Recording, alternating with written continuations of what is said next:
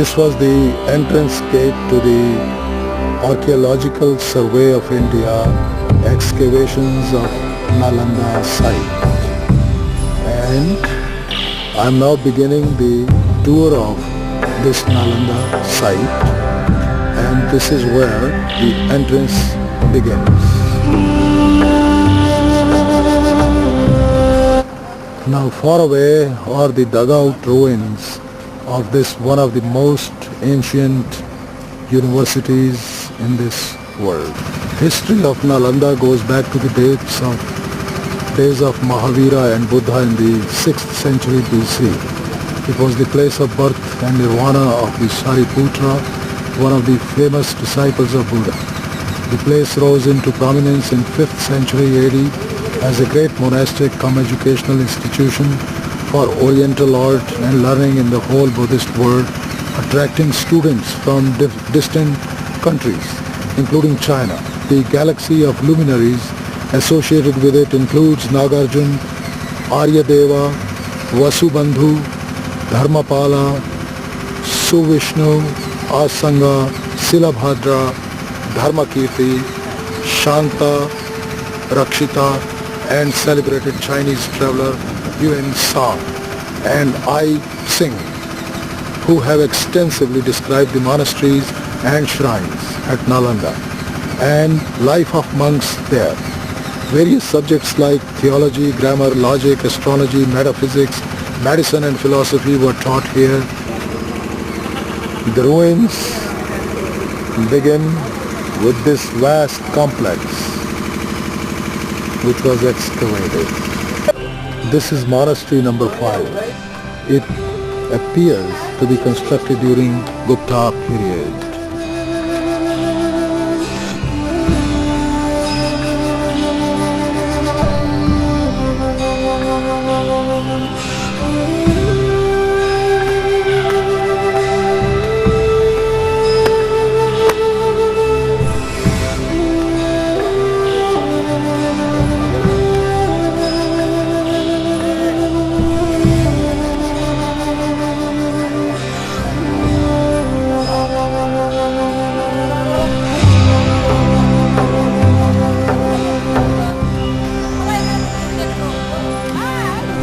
This is the main temple and the stupa of the Nalanda University.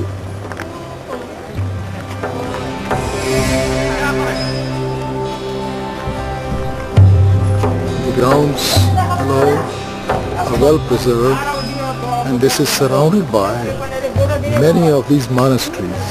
There are 11 of these monasteries and there are 5 of these temples, which form this huge complex of this most ancient universities of Buddhist studies in ancient India.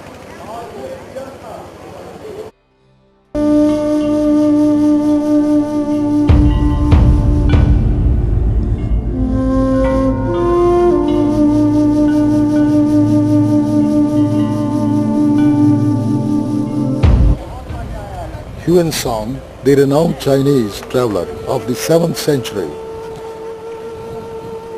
says that according to tradition the place owed its name to a Naga of the same name which resided in a local tank.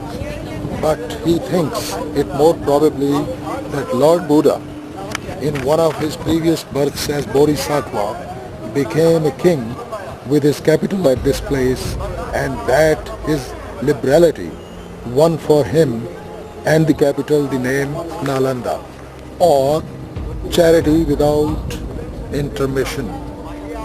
The third theory about the name of the place is that it derived from Nalam plus Da.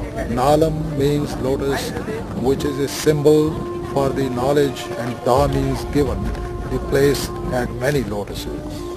This is that monastery number 1.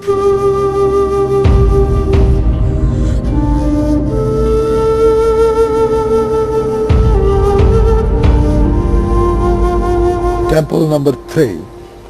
This temple is the most imposing structure. In comparison to others, spread all around and having 7 phases of construction.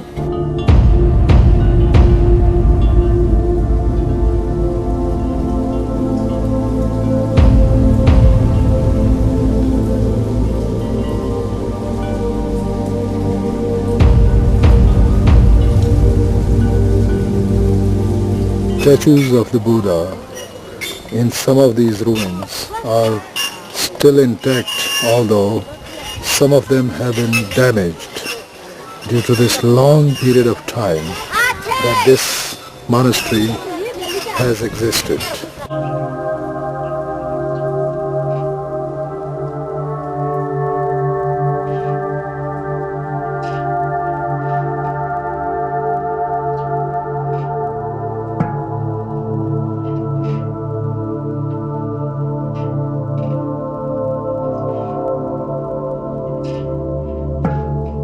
Ruins of an old statue of Lord Buddha in one of the premises of this monastery.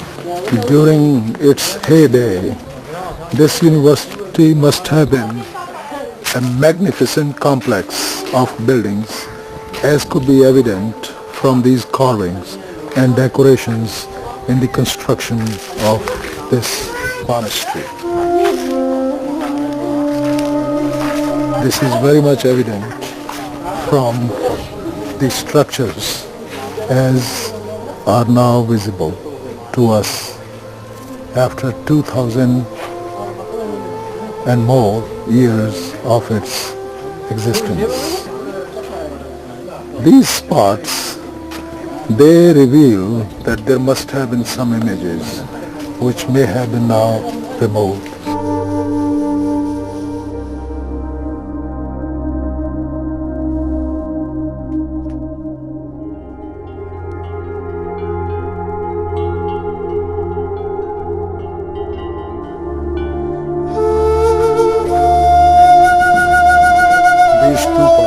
Which are round have these spaces for images which have disappeared over a length of time. Some of these images or statues have been removed to be placed in the museums of India. It's amazing to see some of the plaster work also which has been left behind, although the vagaries of time have taken their toll on this magnificent. This is temple number 12. Having 2 phases of construction, this temple is quite attractive and grandiose from art and architecture points of view. The temple is facing to east, built over raised and almost square platform measuring 52 by 50 meters, approachable through a flight of steps. These pillars still tell the tale of some of the magnificent structures that stood upon them over centuries ago. With the plaster and the ornamental decorations, they do tell the most impressive architectural feat of our ancient India.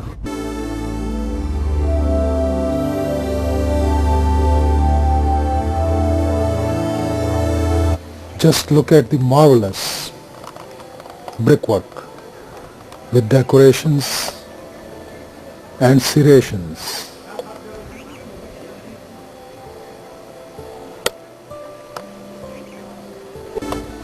The outer beauty of this very serene place of the highest learning for the mankind is visible from the exteriors of these ruins.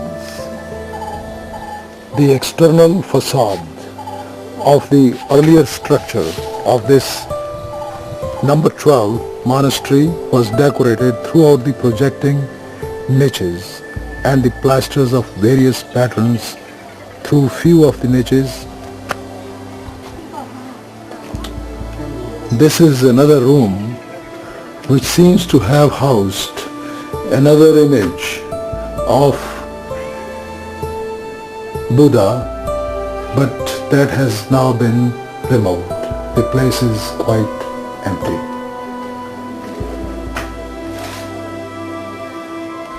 Another remarkable beauty of this spot is that every place there are stairs very well built so that people can go from one to the other temple without any problem. These are the fallen pillars, these ruins. Climbing down from the pillared monastery and to the other end of its exterior structure, devotees are paying their reverence to the stucco structure of the Buddha in this room in which he is sitting in the Bhumi Sparsha Mudra. The enormity of this whole complex can be judged by just even this one structure.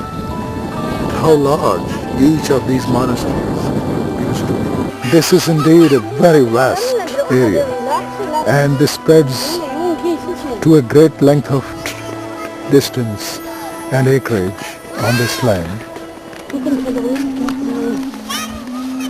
Needless to say that it is very well maintained by the Government of India, and these beautiful parks, green lush areas with nice shady trees are big help to the visitors who visit this wonderful ancient place. Now this is the dwelling place for the monks who lived here and who researched and studied the doctrine of Buddha.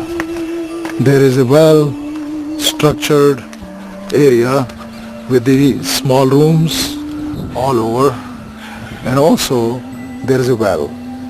There was a veranda before these rooms, and this whole complex housed the students of this university. There have been many residential areas, not just one, because there were many students at one time, and they studied together. They pursued the research and the understanding of the doctrine of the Buddha. They followed the teachings with full discipline, and they acquired peace of mind, and they raised their spiritual level to a higher degree by being here. Now this is a huge complex with, of course, its own well, and also this huge area to congregate. It seems that this area was the meeting ground for them at one time. Just opposite to the residential areas of the students, the dormitories of the students, there is a temple, and there also is some kind of an image of Buddha which has been removed. Complex of the residences ranges over a long distance.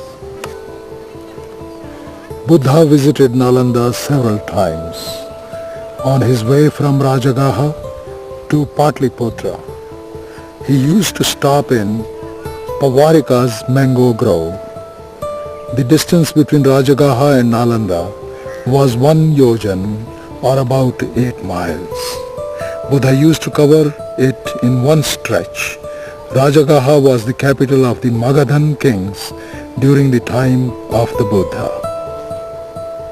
Together with Rajagaha, Nalanda formed an important zone of Buddha's activities. Mango Grove was built by Pavarika, a Seti of the place, and donated it to the Buddha and his Sangha. This is the plan of the excavated remains at Nalanda. These are Chaityas on the top. Then the stupa site is this number 3, and these are the monasteries, and this is the site of the temple number 2. Now this is the way to the out of this big beautiful complex.